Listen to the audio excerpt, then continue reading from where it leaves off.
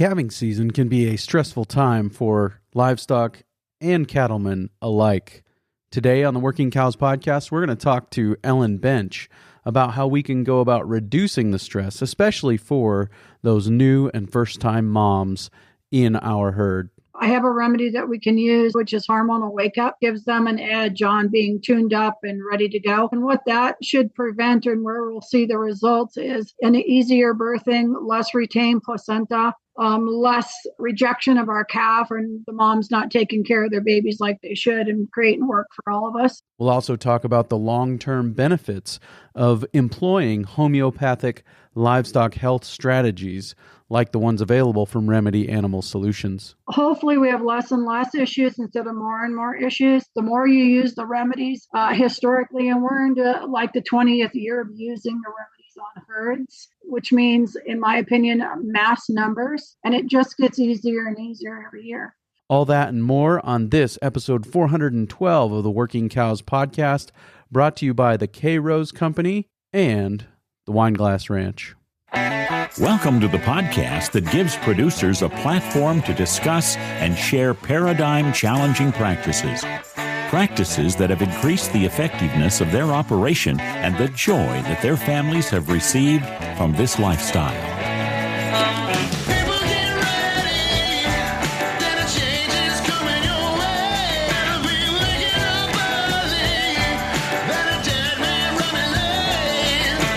Howdy, everybody. It's Clay Connery, host of the Working Cows podcast, recorded exclusively in the Understanding Ag Studios. Very excited to welcome back once again Ellen Bench. And of course, Ellen has been a guest multiple times talking about homeopathic livestock health strategies. We talked to her last time about some of the practical steps for implementation.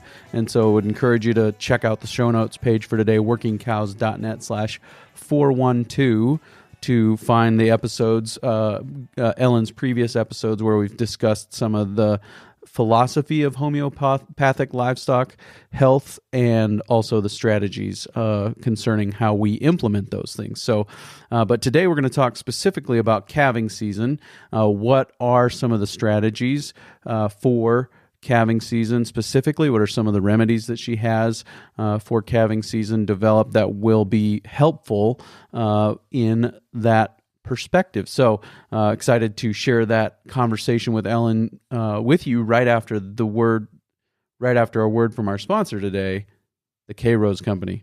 Marketing your bull sale doesn't have to break the bank. At K-Rose Company, they understand the cost of traditional marketing can add up quickly, and that's why they've created the Bull Sale Marketing Guide, a free resource designed to help you market smarter, not harder. Inside, you'll find tips on how to lower your marketing costs while reaching new buyers and maximizing your visibility. Whether you're a seasoned rancher or just getting started, the guide can help you make the most of every marketing dollar. Check out workingcows.net/412 for a link to the K-Rose Company Marketing Guide for bull sales today.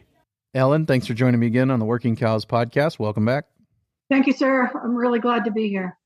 Yeah, I thought it would be timely to talk to you about some of the homeopathic remedies that you would recommend people having on hand for calving season. We're coming up on calving season, and so there's going to be a lot of people thinking about how can we approach this maybe from a different perspective. And if you want other perspectives, those are coming to you every day in the mail. So we don't need to worry about those necessarily, but if you want a different perspective on handling herd health at calving time, that's what we're here to give today. So what are some of the things that you would say you need to have these in your toolbox come calving time? I think that the goal for all of us is to have a highly productive and minimum amount of work in calving season. So to do prevention, I have a remedy that we can use for breeding too, which is hormonal wake up. And what it really does is kind of just gives them an edge on being tuned up and ready to go.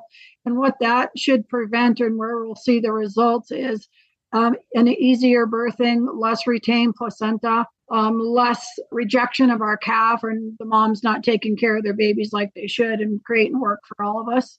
So we should see way less of those incidences. So with a hormonal wake up, And you mentioned that being an advantage at breeding, but then you also talked about, she's going to take her calf better. She's less retained placenta, those kinds of things. Is this something that can be given prior to calving as well to help in those things, or is it something that we need to think? Absolutely, Okay. because it's the cow we're targeting. Right. I get asked the question now and then: does it flow through to the calf? And it's not a drug; it doesn't do that. It just messages the mom. So the mother is going to get the tune up. We're going to make the birthing process as easy as possible, and not have struggles with dilation or how the calf is turned, as an example. And then a real easy cleanup. So we want that mom ready and engaged with her calf. So I think that's the benefit. And that can be given in the weeks prior, so we can add it to the salt with our Pro Vitality and let them hit it. And I'd start a couple of weeks ahead of your calving season and make sure that they get it. I would say 1, 2, 3 times would be lovely if they got that opportunity. So yeah, and we'll have links in the show notes page for today, and we'll have links to previous episodes with Ellen where we've talked about the kind of the strategy for getting these things to our livestock, and so that is, that's where you can go to find that. But we're talking about adding this to the salt so that they're getting it on that mucous membrane of the nose, and then it's going directly into the bloodstream. And like you said, we're talking about waking up, targeting the brain with these things. Am I understanding that right? It's completely true. It's the nervous system that delivers the messages for efficiency or problems. So we're going to give them a heads up not to have a problem, to do everything at the best of that cow's ability and diminish negative occurrences. Most birthing is, the way I understand it from talking to the fellas, is pertaining to those first year heifers. So it'll be especially important for them to kind of get those messages and to move forward smoothly and without any major problems. If we encounter something in the field like a retained placenta, it doesn't take too long to figure that out. It usually is promptly followed with a discharge as it gets infected really quick. And that retained placenta will handle both of those issues. So if you have to use the remedy and it's in your first aid kit, you can pull that out and you can squirt them right on the vulva if that's where you're spending your time, is on that end of that cow, and give them 3 or 4 doses. And I would say within 20 minutes to an hour, most of those placentas will be delivered completely clean. So we're going to prevent infection, prevent any kind of hemorrhaging. And we shouldn't have, by using that hormonal wake up, we shouldn't have any prolapses. Yeah, no, that's very good, very helpful. And the other thing that you mentioned there was kind of Pro Vitality, and if I remember correctly, Pro Vitality is kind of a year-round thing that we're going to continue to have on the salt. Is that right? Yes, sir. Yep. So if we've medicated, 500 or 1,000 pounds of salt or whatever you're ready, that you have stored, if it's pre-medicated with Pro Vitality, that's always easy. We can add another remedy and spray. The other thing is that we want to remember when those new calves are on the ground and you have access to them before you're tagging them or running them through the chute. If you have that immune boost ready, you're going to want to squirt them. And the reason that we're going to squirt the calves instead of relying on them consuming salt is that they typically don't. So if we want to protect them right out of the gate, we're going to give them that immune boost right there on the spot. Sure. So we're going to protect them against all diseases that cattle get. And I like to say that if you guys are used to using a 5-way or a 7-way, that the remedy is a 20-way. It has a really broad spectrum of what it's able to create protection for. So you don't want to miss that opportunity if you're going to have hands on that new calf. So we're talking immune boost and hormonal wake up, kind of being some of the things that we want to have on hand for calving season.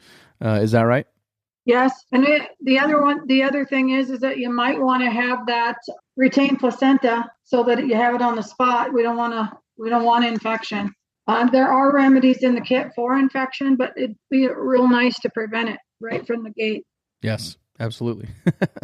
Get ahead of it. Get a head start on it. And you have a first aid kit that is also that you've kind of mentioned or alluded to here. What are some of the things that are in that? So grateful to Steve Campbell, and we talk somewhat frequently, and I appreciate him very much, and you too. Is that the questions that I'm getting, and I especially have a new broadened market in Canada. It's getting remedies to Canada has taken about 2 weeks. To get remedies to Nebraska takes 3 or 4 days, and 3 or 4 days sometimes is too long. So I talked to him about having a one of every remedy available, and at $38 a remedy, and they're discounted, of course, for the kit. But they've got all 30 remedies now. We expanded to 30 from 27, so that you can solve a problem right there on the spot. So the first aid kit is one of everything that I have in regular production. There are a few things that we customize for people, but this gives you infection remedies and respiratory and travel stress and ketosis and arthritic and fungal and warty and ringworm. So there's a little bit of everything represented in that kit. The goal is to be antibiotic free, not to get anything kicked out of your natural program. So if you can avoid an antiviral needing to vaccinate because you don't know what else to do, that's going to be the recommendation from the vet. If you can avoid the cost and the having to cull that particular animal, you're way ahead. Eliminating death loss, I get calls, I would say at least twice a week that we've accomplished that for somebody. So that's thrilling to hear. I'm really proud of the amount of effort that people are making to try the remedies first. In some cases, they're trying them after the 3rd dose of antibiotic, and desperate. But I'm getting, all good feedback. And I'm here for that. That's the motivation to help you out, to make sure that you have something that actually works. Talk's cheap. Making it work is significantly important. And I think all of us are here to help you do that. Everybody that's here, the 3 of us at this point are right there to back you up. Well, and on top of the loss of money and investment in, vets and antibiotics and all those kinds of things, you're also talking about lost income when it comes from that animal being disqualified from an all-natural program, which the Remedy Animal Solutions remedies do not do that. So they can stay in those programs, and you still get that higher premium for those all-natural animals. Yes, and the scary death loss. None of us want that. Yeah. A zero is hard to recover from, right? Yes. So if you can avoid that, that's the ultimate. So, yeah, I see the first aid kit here on the website remedyanimalsolutions.com, and very handy, and yeah, so that's a very, very good product to have on hand at all times, and all the things that we've talked about here are going to be a part of that as well. Is that right? Yes, everything that we've discussed is in that first aid kit. Yep. And what's kind of how much are we adding to the salt would you say it's a weekly basis prior to calving that we're going to add the hormonal wake up and the immune boost? Is that a weekly remedy or regimen that we're going to have that added to the salt in the weeks leading up to? If we can add hormonal wake up for the cows before they deliver, so that they can get a dose potentially 1 a week for 3 weeks, we'll be ahead. And how much are we adding to the salt? What's depending on how much salt you're actually getting wet. So if the operations are 13 cows versus 5,000, we have enough to use 1 ounce to a half a gallon of water that's shaken up and bang it. I call it suppressing is the official word for it, to actually imprint the water molecules with the remedy, and then get that out there on the salt. There's enough in that half a gallon to do 1,000 pounds of salt.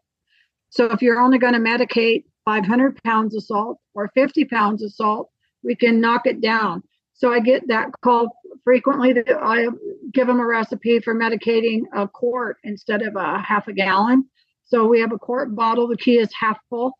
And a quart bottle would be something comparable to what you'd use for fly spray, right? Something easy to handle. It also works, by the way, that container works really well for those intranasal spraying that are being done in a chute or loading or offloading the animals. So that's a really easy way. And we want the container half full. So if we have a 16-ounce bottle half full, we're going to use, in that particular case, a teaspoon of that 1 ounce master formula concentrate that you have. Shake it up in that half volume of water, and then we can either spray it directly on the animals, or we're going to use it in a larger sprayer, because it's easier to cover the salt if we have a larger sprayer, like a 1 gallon sprayer, right? You can dump that potion in there and shake it up and spray the salt. So depending on how much salt we're using, we can conserve the remedy. I did have an odd call this month of a fellow who took every remedy and put it in a gallon of water, and then wanted to keep that for indefinitely, as if he was expanding the volume of the remedy. Not a good idea. We're only going to want to keep water doses for a couple of weeks. They're not really good indefinitely, and the reason for that is that water grows anything and everything. So if the container is not clean, it's going to grow fungus or bacteria or whatever that container was used for before. So you want to keep the remedies fresh. You have a concentrate. You want to remove from that bottle, that concentrate, what you're going to need to medicate the water, and use the water. When you're done, if you have a cup left, you can add it, respray the salt, or you can date it and set it aside with a marker. But it's not made to hold indefinitely. Your kit, the kits, the first aid kits, and the concentrates themselves don't have an expiration date. They'll last forever if you take care of them and they don't get stepped on or crushed. I think that's the only time I've had problems with the bottle itself. But the remedy will last forever in the alcohol. It's in a high alcohol solution. Viable and credible forever. Let's take a quick break and hear a word from our sponsor today, the Wineglass Ranch. 1,400 head of Wineglass Ranch Easy Keepers are coming up for sale at Oglala Livestock Auction Market on Wednesday, March 26th. Wineglass's proven grazing genetics mean these cows will work for you, not the other way around. This sale will be a rare opportunity and a complete age dispersion of coming 5-year-olds to 9-year-olds.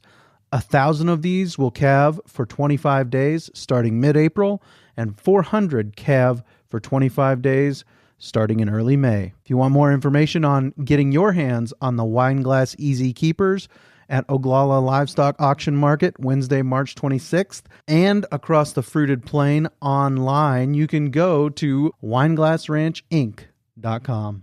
So are there other things that you would say, in addition to hormonal wake-up, immune boost, that you would say we want to be adding to the salt prior to calving, or are those kind of the two main ones?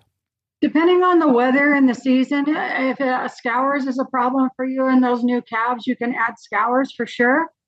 And we want to prevent scours. Again, prevention's way more priceless than medicating. If we medicate, I think the protocol needs to be a little bit different. If you have a sick animal, and getting them multiple times when they're down, or you have access to them 2-3 times, 5 or 10 minutes apart, is super valuable.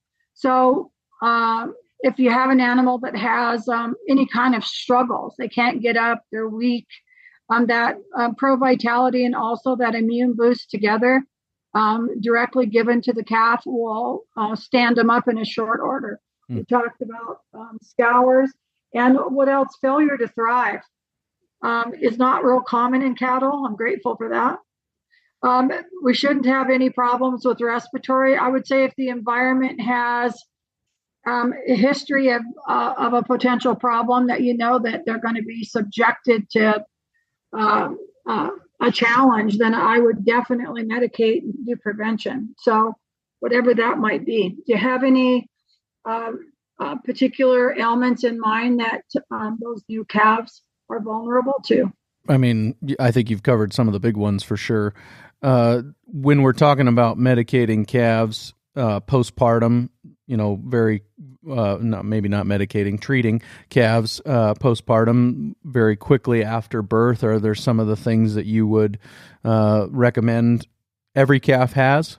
I think that Immune Boost covers them. So Immune Boost covers the diseases that result in things like scours, that result in respiratory weakness, that result in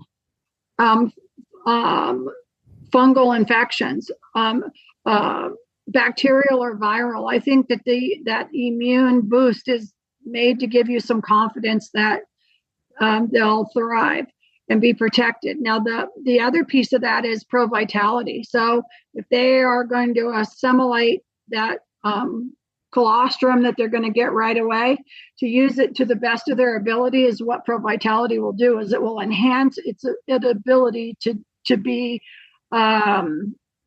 fully metabolized. You talked to me in the very first meeting that we had about tie-ups. And that's really interesting because there's in the mineral and metal world that what's in our ground is sometimes to our benefit and sometimes, are deficient and sometimes in excess. So the pro-vitality is not only helping them assimilate, but it's helping them balance what's not.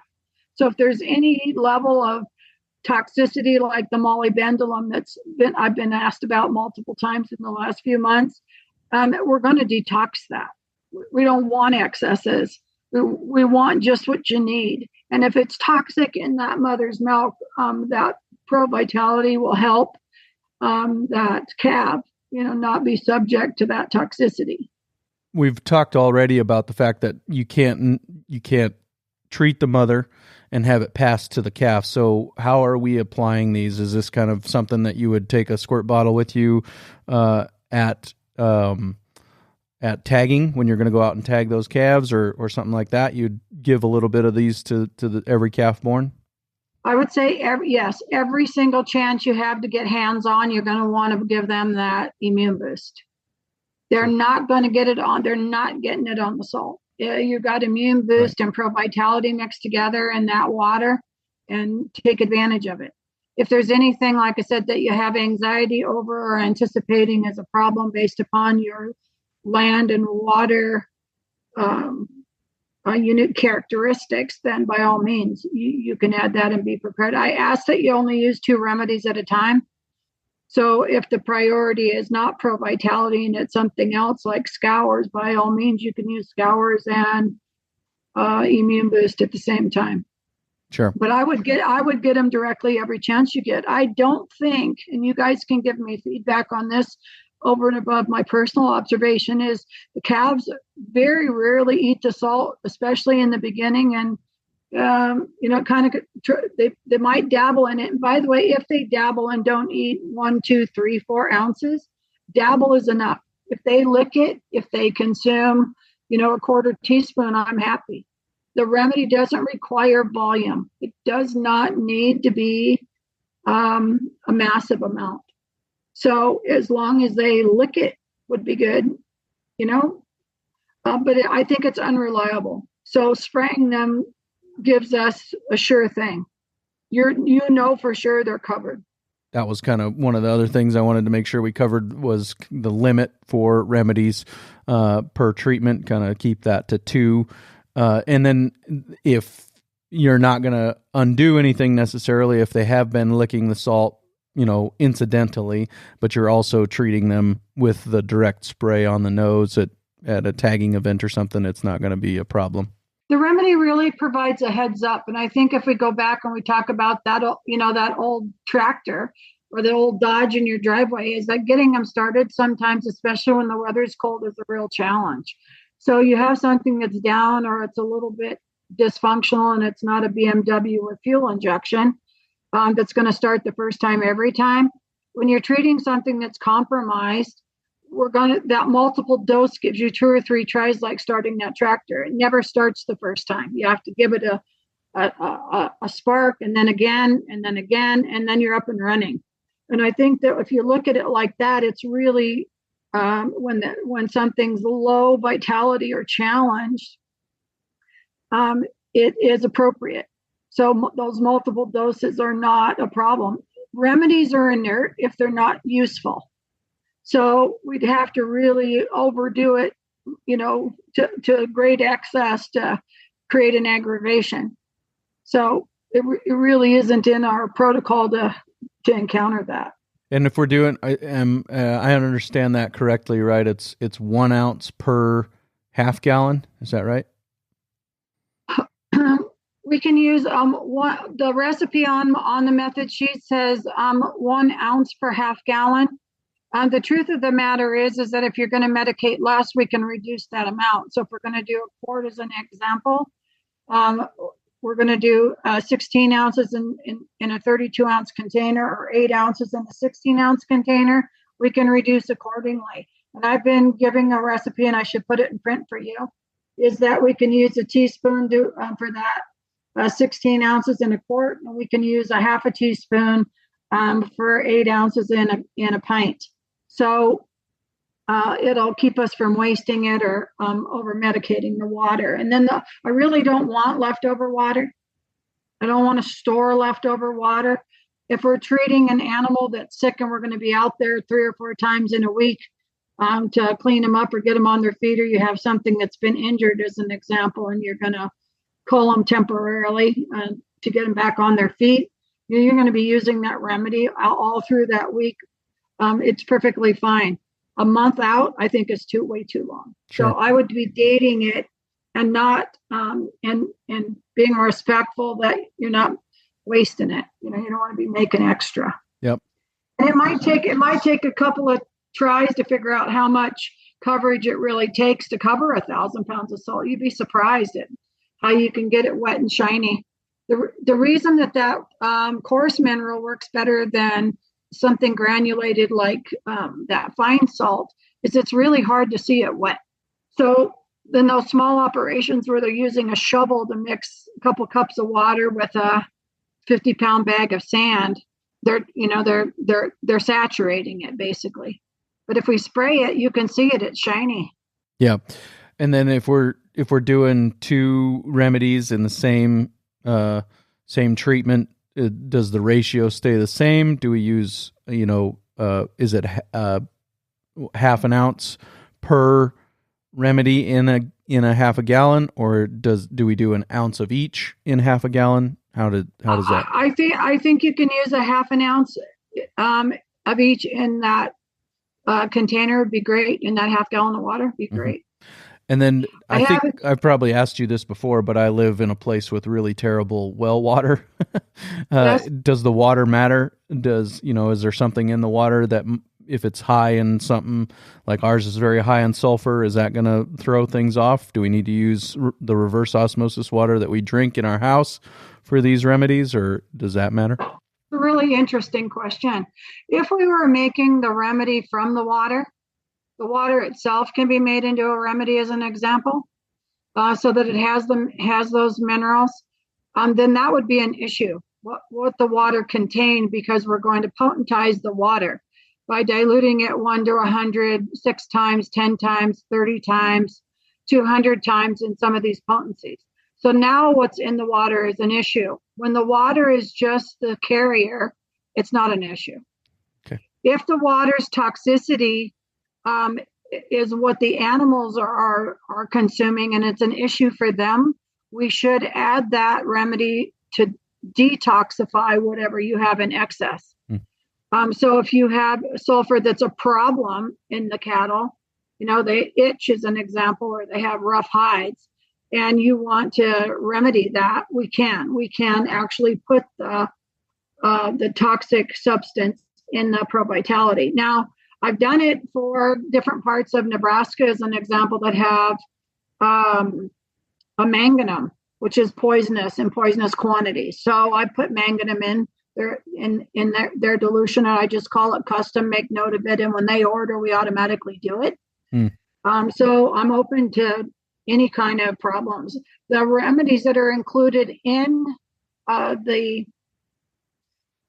Pro Vitality include sulfur, they include iodine, they include selenium. So what you want to, and copper. So what we want to do is to have balanced amounts available to the animal. And like I said, depending on the part of the country, some are over and some are under. So the Pro Vitality is pretty complete. I do have contemplation and some experiments that I'm trying to create for the molybdenum. And I think that it was Steve Campbell that expressed to me that he believes that the molybdenum was a toxic side effect left behind by the Roundup. So I don't know that I have a clear path forward about detoxing the dioxin. I did, however, create that remedy I talked to you about earlier for detoxing the pastures where the ground is contaminated or they've used the herbicides and pesticides on your land, which is different than the overspray. So I'm open to hear what that molybdenum level might be for anybody doing testing. Yeah, no, that'd be interesting to hear back from the people that are hearing this and see how those things kind of shake out. Anything else that you would say specifically relevant to calving, postpartum, even for the cow, the calf, maybe through those first couple of months of life, that you would say, hey, these are some things that maybe some strategies you're going to want to employ? I hear a lot of excuses that are related back or blamed on genetics. And I think that, if we look at a woman can have a 5-pound baby and they can have an 11-pound baby. So if we enhance their abilities to use their bodies, I think that birthing is a miracle. And the body's flexible enough to accommodate some of those discrepancies. So I think that in general, that hormonal remedy deals with the ability for the body that God created to handle that. So I think we should have way less problems that might be blamed on genetics when they're efficient, when they're healthy. Yeah, for sure. I appreciate that. So I think do you feel like we've kind of done the calving season justice? And then obviously people can reach out to you, remedyanimalsolutions.com, and find ways to contact you there. But are there other big ticket items, things that were on your list of these are things we need to talk about as far as calving is concerned? No, I just want to also remind them that they should have those tools on hand because what follows that calving, and because they're usually, I think this is part of the problem, is that they immunize them and then they end up with that pneumonia. So if we're not immunizing, we should have way less pneumonia occur in calves. If you want to be ready and treat pneumonia, if you're going to vaccinate anyway, which some people are trepidatious about not doing that, then you're going to need that respiratory remedy for those calves as well. Most of it will be covered with that immune boost. And I don't want to discourage anybody from thinking they're getting too much. Like you and I discussed, they can get a couple doses in those calves when they're down, make sure they're protected. And if they have to do it again in a week and they have access, whatever that procedure is, do it, get it in there again, make sure that those calves are protected. They should thrive, should look good. Yeah, and I guess I'd like to also talk to you a little bit about some of the things that you've been working on. I mean, you mentioned some experimentation, but other things, updates to remedies that you've had for a long time, new remedies that you're focusing on for some of the other issues that have been part of the communication you've received back from people who've heard you on the podcast and some of those things. So what are some of the new things that you've been working on? I do want to be grateful for all your listenership because they seem to be very trusting and open. And when I went initially to trade shows, the ranchers didn't want to talk to me about cattle health. They wanted to talk to me about their prostate problems. So that always fascinated me, and I always wondered if they didn't want to listen to a woman necessarily or take advice. I'm not sure what category that fell in, but I haven't had any of those issues. I think I've given as many free consults as I've been asked to facilitate for these ranchers. I have a little questionnaire that I ask, and one of the questions that come up and backed up by Steve Campbell is he was asking me about the mRNA that's being put in the vaccines, and it's the consumers that are asking the producers to solve for this or to make sure that we're not using conventional vaccines, and what if they've had the mRNA. And I told him I had no proof that there was mRNA yet in the vaccines. I know that the pharmaceutical companies are in full denial. I am working on one of the formulators in one company giving me some maybe more truthful information, but I did include it. The new immune detox will include mRNA if it's in the vaccine. And like I said, I have no proof it is. So I did make that change, and it's automatically in the new remedies. The other question I had was about, in reference to detoxing, was that it was covering herbicides and pesticides that were either in the land or from overspray, and it does neither. It's really about drugs and vaccines and compromised health of traditionally treating cattle. That's what that immune detox was for. So I did make a remedy for herbicides and pesticides. I gave 2 different protocols for the same remedy. One, if an overspray occurs on your land, that you can give it to the animals. We'll also be adding it to our plant pro vitality that you can put on your crops. But we also have then the protocol for if the ground that you've purchased or historically has had herbicides and pesticides. So that's a new product that was requested. I have a great lump jaw remedy, and we send it out on request. So I included it. I've gotten so many calls recently that I've included it in the first aid kit.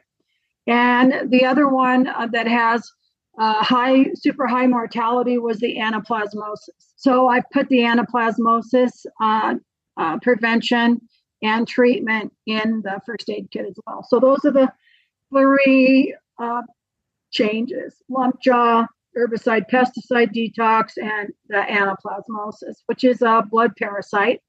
And the data on it shows a high death loss. You usually don't know you're in trouble until you have a problem. And the other piece of that is that it stays in the herd. So they're considered to be contaminated from that point forward. And the carriers are anybody that survived, any of the cattle that survived infection. So I chose to make a remedy for that, so you can do that as you encounter it. But hopefully we have less and less issues instead of more and more issues. The more you use the remedies historically, and we're into like the 20th year of using the remedies on herds, and which means, in my opinion, mass numbers is being able to do prevention and medicate, and it just gets easier and easier every year. I had another odd question that came up about buying these sickly calves that are inexpensive, trying to save them or, get some weight on them so that you can make some money turning them. And this one particular question was about, we gather them all together, we truck them in, we turn them out on open land, and we never see them again. They go out and get them, 6 months later and sell them. So they were not wanting to use the remedies with the intention or with the perception that they would have to find a way to run them through the chute or medicate them during that 6-month period of growth. So putting out the salt will be the best solution in those cases. And you can't guarantee they're eating it, but I think we're probably above 90% coverage. So they'll come to wherever those supplements are as they need them. But if you have the opportunity to use a chute, a loading, unloading, whatever that operation consists of, and keep those animals protected. Do it quarterly, do it at weather changes. All of you have experience and are intuitive enough to know that there's a potential problem. And if you want to avoid it, then get that immune boost out there. Use it more often instead of less often, and be ready to go. There is no toxicity to the remedies. There are no blood test results that will show any negative symptoms. They're healthy.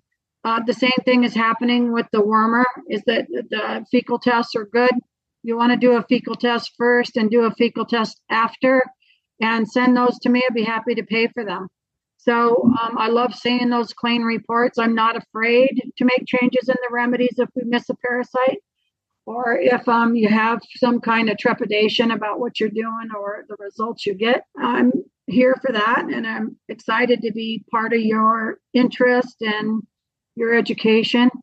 So I'm grateful again to Clay.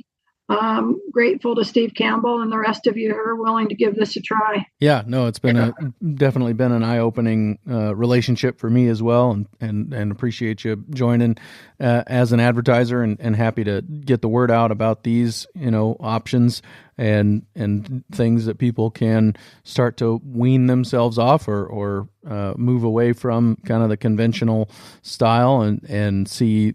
As my understanding is, God created a good world, gave us everything we needed to thrive, and we didn't have to wait for the pharmaceutical industry to thrive and boom in the last 150 years or so to start thriving. That these things were there long before the pharmaceutical industry, and so I'm always intrigued and appreciate the opportunity to share the information.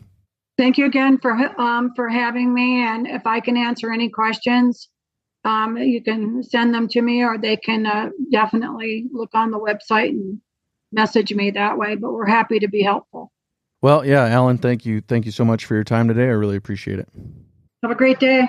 Very good stuff there with Ellen. Really appreciate her perspective and just kind of the experience that she's had, as she said, over 20 years of medicating and treating livestock. And we're going to continue to push the paradigm way out there.